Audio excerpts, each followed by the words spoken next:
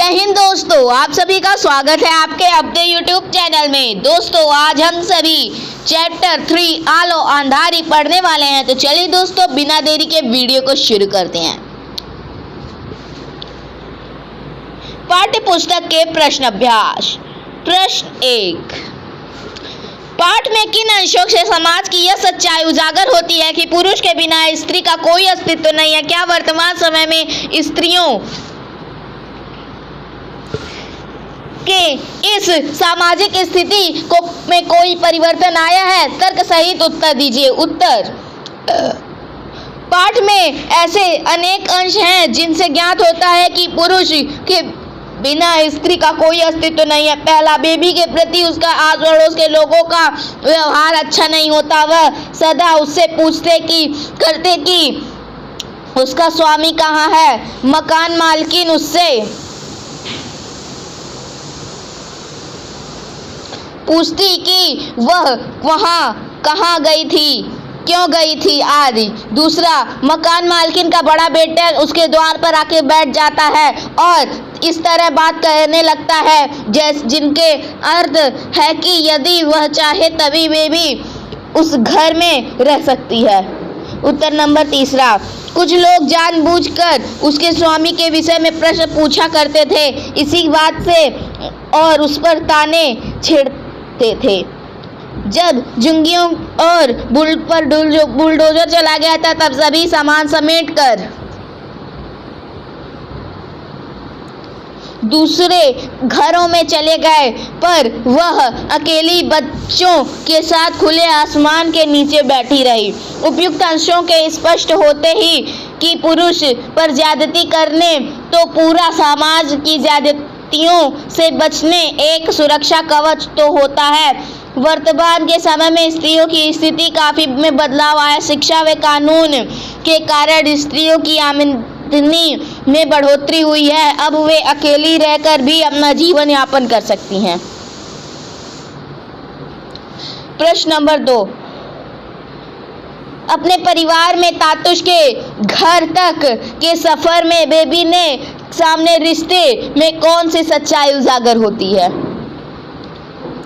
उत्तर, baby ने अपने परिवार के माता पिता, भाई बहन, भाई भाभी आदि को सभी थे, पर नाम के ही बिना सोचे समझे 13 वर्ष की लड़की को अंधड़ के पुरुष के साथ बांधकर भेज दिया। मुसीबत के समय में भी भाइयों ने उसे सहारा नहीं दिया, यहाँ तक कि माँ की मृत्यु की होने की सूचना भी नहीं दी।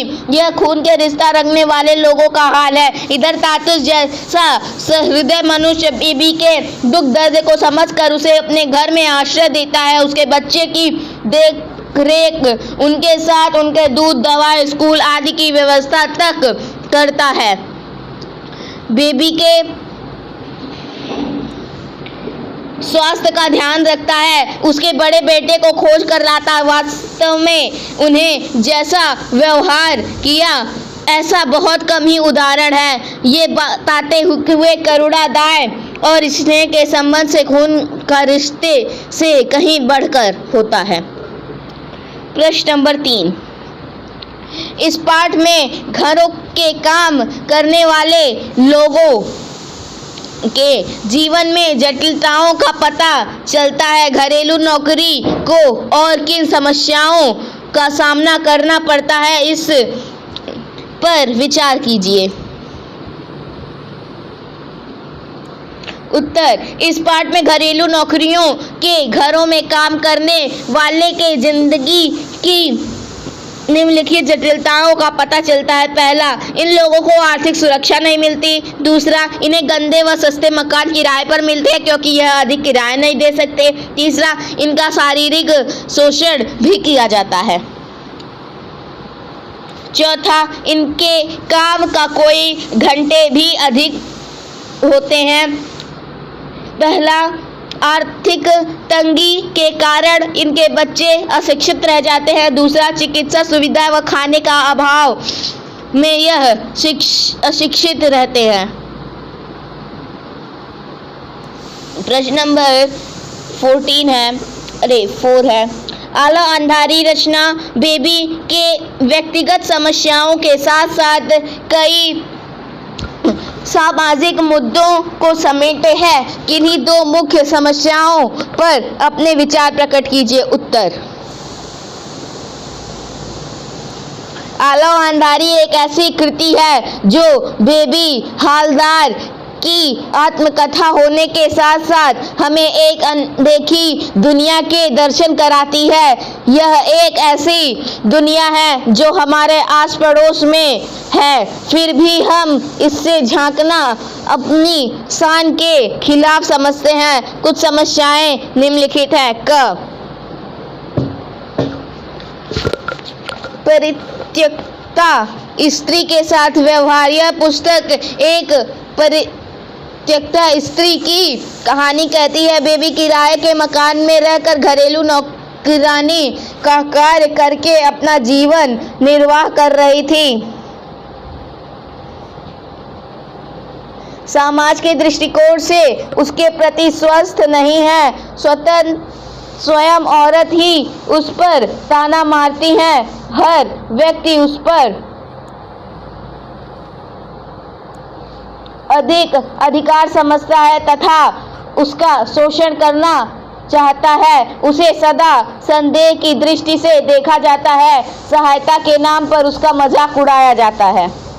ख स्वच्छता का अभाव। संसाधनों के अभाव में घरेलू नौकरी में गंदी बस्तियों में रहते हैं। शौचालय की सुविधा न होने पर पानी की जमाव, कूड़े के ढेर आदि के कारण बीमारियां फैलती हैं। सरकार भी इन्हें उपेक्षित करती है। प्रश्न नंबर 5। तुम दूसरी आशापूर्णा देवी बन सकती हो। जेठू का यह कथन रचना संसार के किस सत्य को उद्घाटित करता है?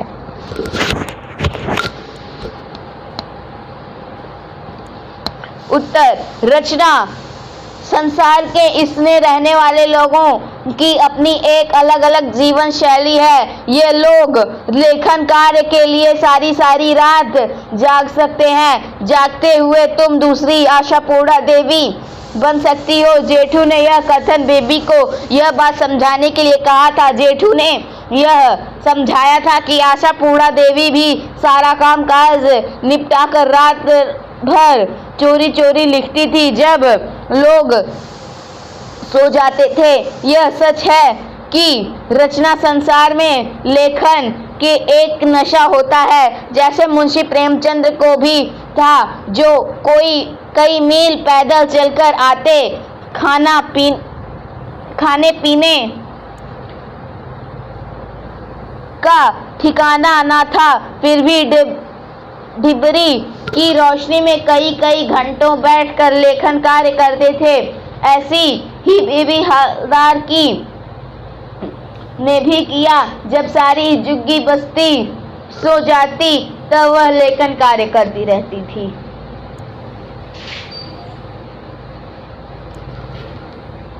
प्रश्न नंबर 6।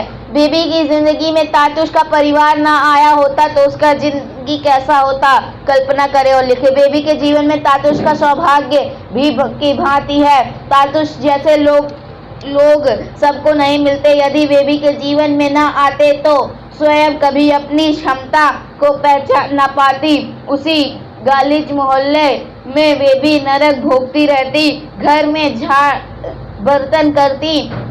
झाड़ू बर्तन करती, घूमती रहती। जो लोग बुरे नजर से देखते थे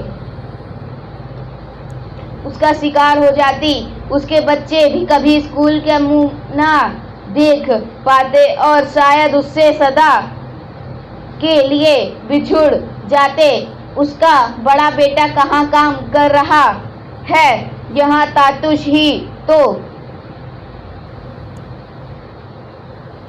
तो खोज कर लाए थे। वह भी घृणास्पद अज्ञात कुचक्र में कैसे मिल पाता?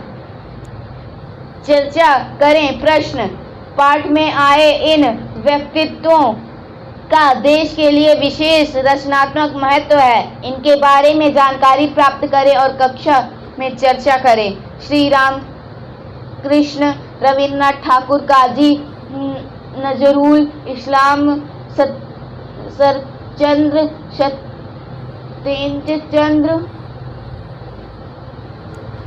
नाथदत्त, सुकुमार राय, एनी फैक्र। उत्तर, विद्यालय में के पुस्तकालय में जाकर इन सभी लेखन को कर्ता सिद्ध लोगों को विषय में जानकारी हासिल करें और सहपाठियों से चर्चा करें। अन्य महत्वपूर्ण प्रश्न। प्रश्न 1 है, बेबी के लिए तातुश का हृदय को माया है, ऐसे किन बातों से बेबी को महसूस होता है? उत्तर, तातुश ने बेबी उसके बच्चों को पढ़ाने के प्रेरणा दी, मदद करके उन्हें स्कूल में प्रवेश दिलवाया, उसे दूसरी काठी में काम न करने की सलाह देकर उसकी सहायता करने का आश्वासन दिया।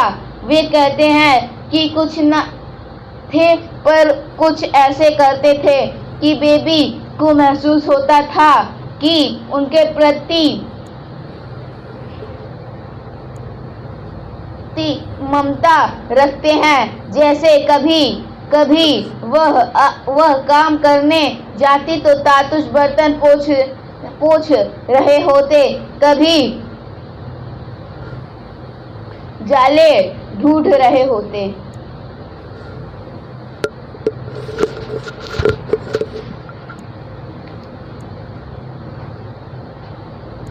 प्रश्न नंबर 2 है, तातुश ने बेबी के अंधेरे जीवन में आलोक फैला दिया। तर्क सहित पुष्टि कीजिए। उत्तर, तातुश जैसे श्रद्धेय लोग सौभाग्य से मिलते हैं, उन्हें ने बेबी के अपने घर को घरेलू काम के लिए रख लिया, पर सदा उसका ध्यान रखते हुए यह सोचते थे कि उसके मन ही मन उसकी इच्छाएं हैं, उसी इच्छा की तरह जीने का अवसर मिलना चाहिए।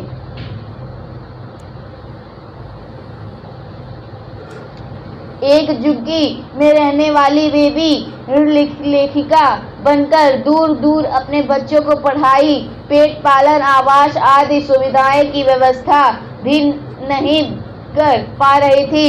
झुग्गी बस्ती में के घिनौने मानसिकता और समाज के सत्कर्णी सोच के कारण उसे दिन रात उल्टी सीधी बातें सुननी पड़ती। कभी भी बस्तियों और मकान को बदलना पड़ता, कभी कभी बुलडोजर उसका मकान गिरा जाता।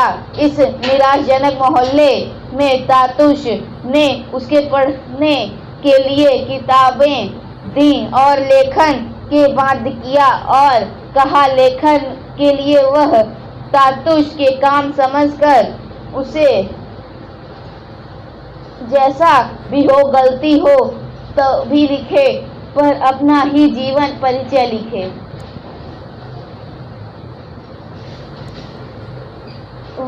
वे बेबी को समझाते थे कि जो बुरे हैं वो ऐसे क्यों हैं, उन्हें माफ करने का प्रयास करो।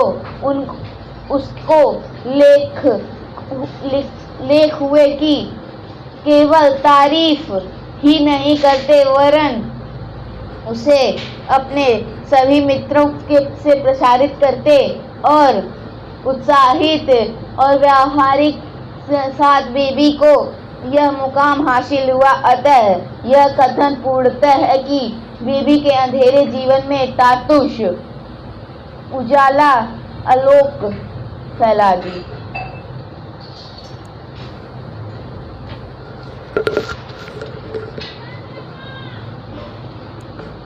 प्रश्न नंबर 3, बेबी हालदार के जीवन संघर्ष में सफलता है कि स्पष्ट करें। बेबी हालदार के जीवन में इस बातों में जीती जागती मिसाल है कि मनुष्य संघर्ष कर हर मुकाम को पा सकता है। पति की ज्यादतियों सहने वाली लाखों स्त्रियां हमारे समाज में रहती हैं जो निम्न, मध्यम और उच्च तीनों ही वर्ग में समान रूप से हैं। असल में बेबी जिस स्त्रियों में से बहुत कम हैं जो अपने ऊपर विश्वास करके अत्याचारी पति को ठुकराकर बाहर निकल सके। उसके बाद समाज में ओछी बातों पर ध्यान न देकर चुपचाप जीवन जीने के बच्चों को पालन के सभी बातें हमें प्रेरित करती हैं कि अन्याय को सहन मत करो, स्वयं पर विश्वास रखो और सदा मेहनत करते रहो। मेहनत कभी बेकार नहीं जाती। इसी शिक्षा को ग्रहण करके हमें सदा संघर्ष के साथ अन्याय को ठुकराना है।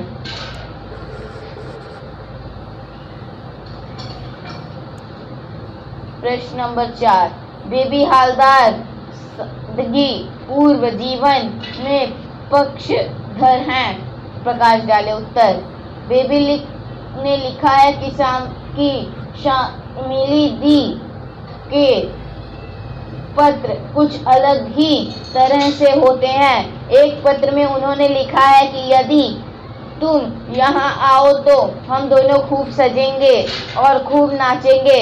तुम्हें सजना अच्छा लगता है कि नहीं? मुझे कभी कभी अच्छा लगता है। तुम मेरे लिए सजना और तुम्हारे लिए सजूंगी। हम एक दूसरे से मिलेंगे और खूब हंसेंगे। यह बातें बेबी को कुछ मजेदार लगी। अभी तक पत्र व्यवहार ही था। वह शर्मीली दी से मिली नहीं थी।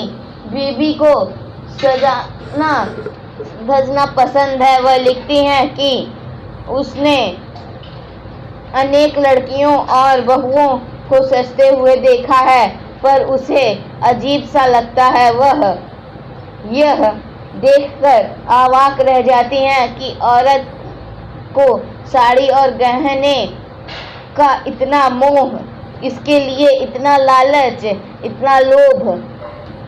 इस जानकारी से हमें बेबी के यह विशेषता का पता चलता है कि साधारण औरत अलग अलग स्वभाव की है। उसे श्रृंगार रूपी बनावटी पसंद नहीं है। यह उसके मन की सादगी का परिचायक है। प्रश्न नंबर 5। तातुश के घर में रहने के बाद बेबी के बच्चों ने क्या परिवर्तन आया और क्या? लिखिए।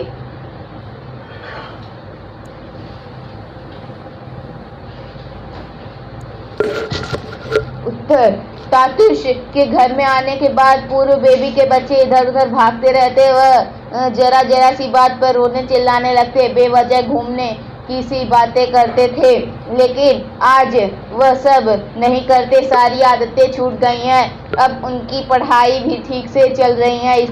कई प्रकार के प्रश्न और प्रतिक्रियाएं पहले नहीं होती थी। इसका कारण यह था कि वह पहले घर काम की तलाश में काम करती थी। घूमने वाली बेबी को आज अपने बच्चों के लिए समय मिलता था। बच्चों को भी अब अच्छा मोहल्ला मिल गया था। वे स्कूल जाकर पढ़ाई करते थे और सभ्य लोगों को देखते और सुनते थे। प्रश्न नंबर 6। बेबी हालदार के चरित्र की विशेषता बताइए। प्रश्न का उत्तर। प्रारंभिक जीविका में बेबी हालदार के चरित्र में निम्नलिखित विशेषताएं हैं। पहला, बेबी हालदार एक अत्यंत सामान्य लड़की थी। 13 वर्ष की आयु में जब वह 7वीं कक्षा में पढ़ती थी तो उनका विवाह अपने से दुगने उम्र के व्यक्ति से कर दिया गया। जीवन में सबसे संवेदनशील उम्र वह 3 बच्चों की मां बन गई। ज्यादतियों की वेदना को असहनीय हो गई थी, तब वह अपने तीनों बच्चों को लेकर घर से निकल गई। दूसरा, कठोर जीवन। परिवार छोड़ने के बाद उनके समाज में ठोकरों और झुंगियों में रहकर यातनाएं मिली और दुर्गापुर में फरीदाबाद में आ गईं। कुछ समय के बाद वहाँ भी गुड़गांव आ गई।